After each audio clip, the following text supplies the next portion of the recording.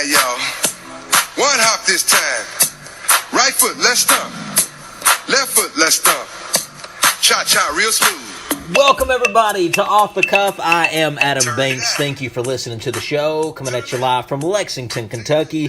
You're listening to the Cha-Cha Slide by DJ Casper, and I come out to that song because that song is played in pretty much every wedding across the world. Everybody plays that song because they want to dance to the Cha-Cha Slide. And my best friend, Jake Hall, who I was the best man in his wedding, known him since I was 7 years old, got married, and he married his girlfriend of 2 years. And I want to say congratulations. Thank you for allowing me to be a part of that. It was beautiful. I enjoyed it. You know, I've been in a lot of weddings. I swear, that movie, Katherine Heigl, that movie 27 Dresses, where she's been the maid of honor 27 times, I'm going to make a movie and call it 27 Tuxedos, because I've been in so many weddings. I counted it up the other day. If you want to add all of the weddings that I've been up, including the weddings where I was just an usher and even a ring bearer when I was a kid, this past weekend made my 13th wedding that I have been involved in.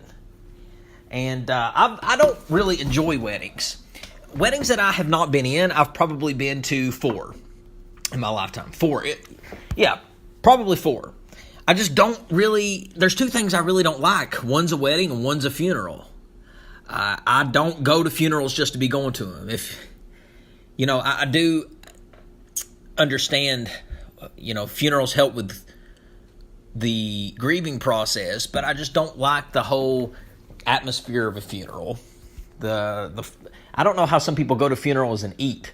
They'll eat those funeral home sandwiches, those sandwiches with the bread and the tuna in it, and people just eat those, and they call them funeral home sandwiches. But some people go to funerals just to socialize. It's a social event where you can see people in the community. But a wedding is kind of mirrors a funeral, just in the happy sense. It's just 2 lives coming together. It's like a brand new life. As like a funeral is death, a wedding is brand new life with somebody. So Jake and Chelsea, congrats. It was a beautiful wedding. They got married on Chelsea's family's farm, and we didn't wear traditional tuxedos. We wore shirts, suspenders, brown shoes, gray pants. It looked very farmish, which was the look they were going for, which was nice. My friend Jake is an artist, so I know that some of the ideas probably came from him, if not most of them, because he is the artist, I'm sure, out of the 2. I don't know if Chelsea has any artistic ability, but I know Jake, and he's been drawing since I've known him. I used to think his autograph would be famous when I was a kid because he was such a good artist. I thought he was going to be like the next Michelangelo. He is a really talented drawer. And if it wasn't for Jake, I probably would have failed social studies because he helped me draw a map that was like 100 points of our grade. I had to draw it of our community. And Jake pretty much came over and, I guided him as he helped me draw the map for a school project. But Jake's been my friend since I was 7. And I wanted to give a speech at his wedding. They told me that I had to give a speech. So I said, okay, I don't really prepare speeches. I'll just speak from the heart. And when I got there, it was an emotional day. Your best friend's getting married. And I wanted to say I was ready for my speech. It was going to come from the heart. But they never got to the part of the speeches. The wedding did start an hour late, though, so I guess people were tired, but they never really got to the speeches from the maid of honor and the best man. But so since we didn't get to give our speeches, I would like to give my best man speech to Jake right now here on Off the Cuff, and this is just from the heart. It's not written down. I know you can just take my word for it, but I was just going to stand up there and tell everybody that I have known Jake for 23 years. And if you do the math, that's been since we were 7 years old. And when you know somebody for 23 years, you really get to know somebody. And you're present during their dating life. And I got to see Jake date a lot of people. And it's important when we date people, we look for someone who is a potential partner in life. That's the whole point of dating. Yeah, you go out to have fun, but hey, Jake, you and Chelsea were at that age to where you were looking for a significant other. And I think that of all the people that I've ever seen you with, and from the bottom of my heart I mean this, I have never seen you more happier than what you are with Chelsea. And you're one of the best people that I have ever met. But when you're with Chelsea, she makes you an even better person. So that's how I know you found the right person. And then, of course, I was going to raise my glass and say to Mr. and Mrs. Jake Hall, and that was going to be my toast. So, Jake, hopefully you listen to the show. I know that you've tuned in a couple of times, but I might just have to tell you, hey, listen to the show, man, if you want to hear your best man toast. But that's it. Me and Jake's been through a lot, and I'm very happy for him, and I wish him and Chelsea all the happiness in the world. All right, the NBA is over for the season. The Golden State Warriors are the 2018 NBA World Champs. Steph Curry has won 3 championships. So he's now tied with LeBron James. And people used to laugh when you used to even bring up the argument that Steph Curry and LeBron James could be the greatest of all time. Everybody's like, you're crazy, it's LeBron. Steph Curry can't be the greatest of all time. Well, if you think Steph Curry is better than LeBron James, you are ignorant.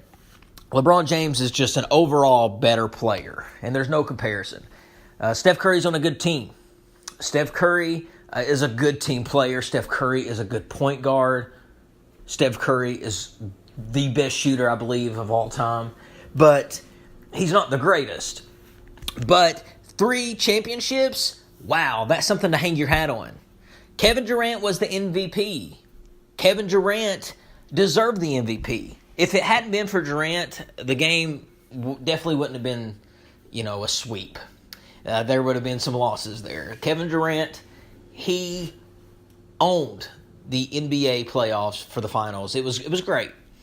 Kevin Durant, well-deserved. I think that this second championship for him is going to give him the respect that he has desired for a long time, and really that he deserves.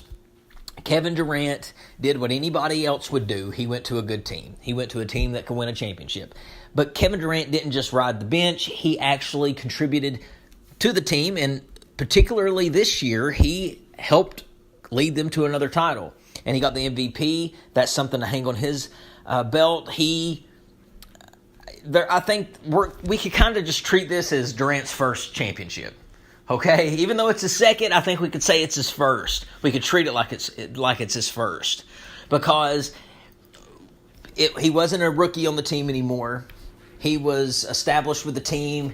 He was a part of that team's flow all season, and he helped lead them in the finals to a championship.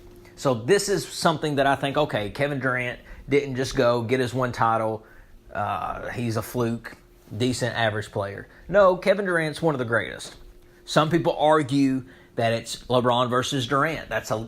I could see that being a better argument than Curry versus LeBron, but I still think LeBron trumps. I still think it's LeBron trumping Kevin Durant too. Honestly, I think the 2 greatest players of all time, Michael Jordan and LeBron James. Michael Jordan, number 1. LeBron James, number 2. Magic Johnson, number 3. Those 3, it's going to be hard to reach. They would be hard to reach. The person at a close 4 is Larry Bird. And that's tied with, I believe, Shaquille O'Neal. But that's my 5. Everybody has their 5. Gosh, I could probably do a whole show debating the top 5 NBA players of all time. I'm sure there's been thousands of podcasts done like it. So this has been a busy weekend for me, so I really haven't been able to catch up on news.